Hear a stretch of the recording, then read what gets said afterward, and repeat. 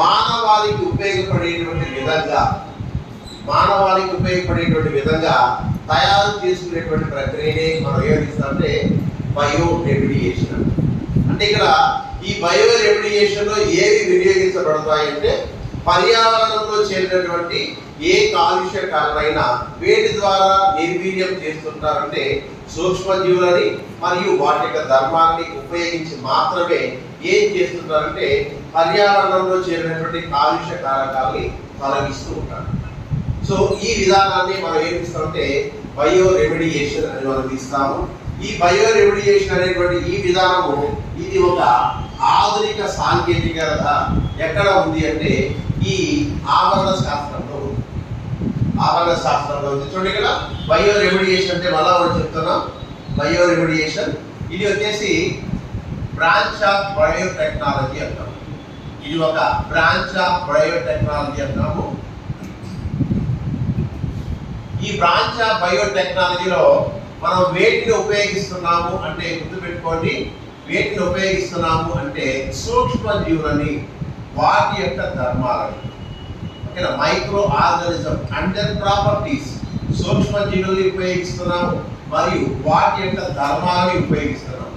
So సూక్ష్మజీవుల్ని వాటి యొక్క ధర్మాలని ఉపయోగించి మనం ఏం చేస్తున్నాము అంటే పర్యావరణంలో చేరినటువంటి కాలుష్యకాలని ఏం చేస్తున్నామంటే తొలగిస్తూ ఉన్నాం. పర్యావరణంలో చేరినటువంటి కాలుష్యకాలని మనం ఏం చేస్తున్నామంటే తొలగిస్తూ ఉన్నాము. ఈ తొలగించేటువంటి విధానాన్నే మనం ఏమని పిలుస్తున్నాము అంటే బయో రెమిడియేషన్ అని మనం తీసుకున్నాం.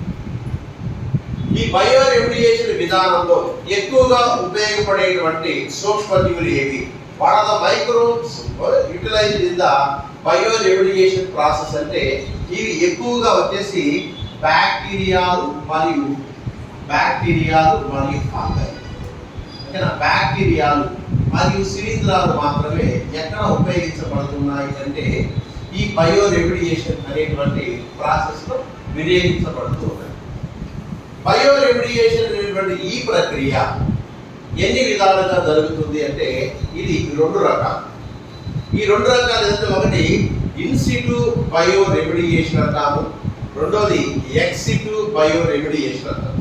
మనం ఏ విధంగా అయితే బయోడైవర్సిటీ కన్జర్వేషన్ లో మనం కూడా అక్కడ ఏం చూసామంటే in situ conservation and ex situ conservation చూసాం.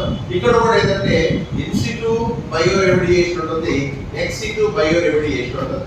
సో ఇది చూడండి ఇక్కడ ఇది ఇన్సిటు బయో రెమిడియేషన్ అంటున్నాం.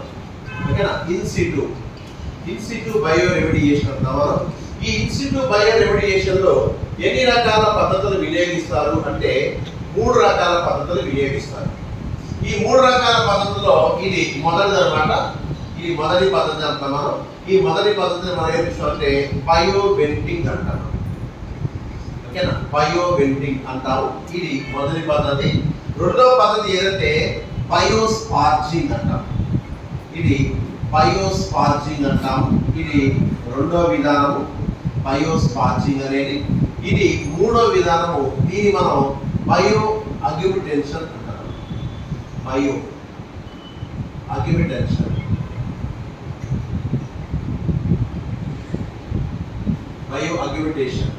చూడండి ఇక్కడ బయో అగ్యుమిటేషన్ అంటే మనం ఇవి 3 రకాల విధానాలు ఉన్నాయి. ఇవి అన్ని దేని కిందకు వస్తాయి అంటే ఇవి ఇన్సిటు బయో రెమిడియేషన్ కిందకు వస్తాయి. సో ఇక్కడ ఇన్సిటు బయో రెమిడియేషన్ లో మొదటిది బయో వెంటింగ్ అన్నమాట. బయో వెంటింగ్ అంటే ఏంటంటే ఎక్కడైతే మామూలుగా ఇన్సిటు అంటే ఏంటంటే ఏదైతే ప్రాంతంలో కాలుష్యం అనేది కలిగి ఉందో ఆ ప్రాంతంలోకి వెళ్ళి, ఓకేనా, ఆ ప్రాంతంలోకి వెళ్ళి బయోటెక్నాలజీ ద్వారా ఆ ప్రాంతంలో ఉండేటువంటి కాలుష్యకాలను తొలగించే విధానాన్ని ఇన్సిటు కన్జర్వేషన్ అంటారు. ఇన్సిటు కన్జర్వేషన్ అంటే ఎక్కడైతే పొల్యూటెంట్స్ ఉన్నాయో, ఏ ప్రాంతం అయితే కాలుష్యాన్ని కలిగి ఉందో ఆ ప్రాంతం దగ్గరికి వెళ్ళి, ఓకేనా, ఆ ప్రాంతంలో ఉండేటువంటి ఆ పర్యావరణంలోని ఆ కాలుష్యకాలని తొలగించడాన్ని మనం ఇన్సిటు కన్జర్వేషన్ అంటాము. ఈ ఇన్సిటు కన్జర్వేషన్ లో 3 విధాలు ఉన్నాయి. ఒకటి bioventing, biosparging, bioaugmentation. So ఇవి 3 రకాలు ఉన్నాయి. సో వీటిలో మొదటిది మనం చూస్తున్నాం బయో వెంటింగ్ అంటాం.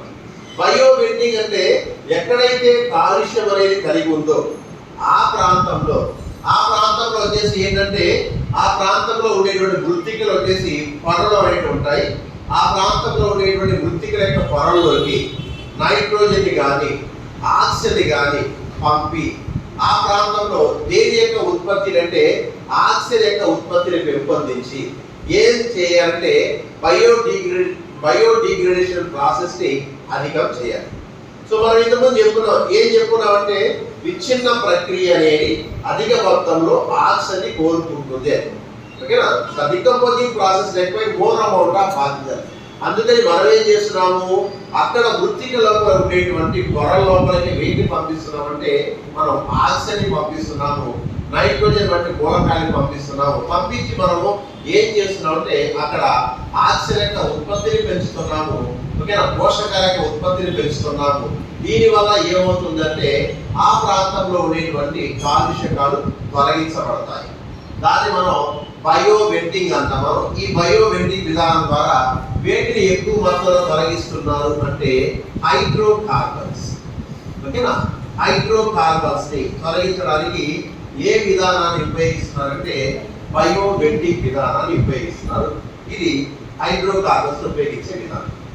నెక్స్ట్ వన్, ఇది బయోస్పార్జింగ్ అంటాం. ఓకేనా?